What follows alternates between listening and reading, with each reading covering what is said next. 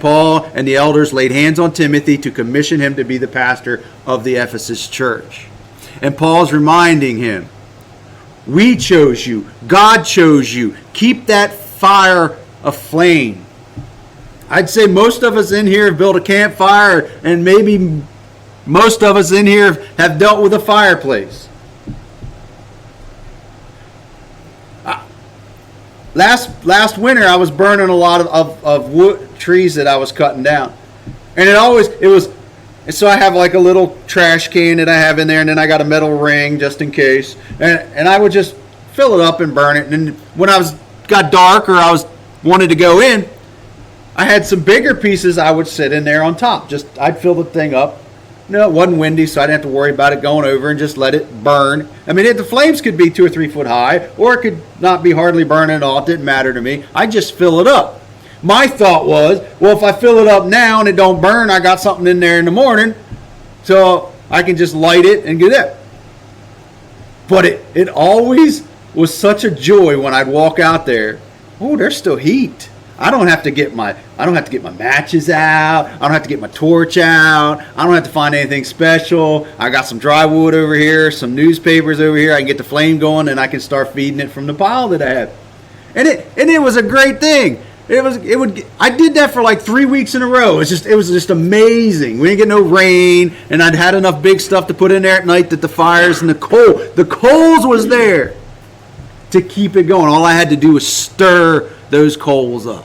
That's what Paul's telling them. That's the picture that the Old Testament has. That fire, when you woke up in the morning, most of you may, when you got old enough, were the one that did it. But most of the time, if we had a fireplace, and I didn't, but I've been to a couple camps where I had to be the fire keeper for the youth, or they would freeze because they didn't know what they were doing.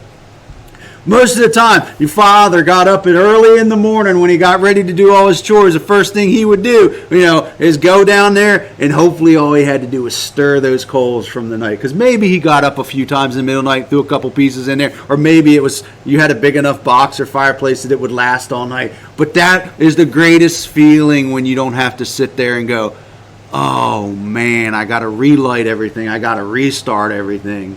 All I got to do is stir some coals, put some little kindling on it, get it going. Now I can start packing it with the big stuff.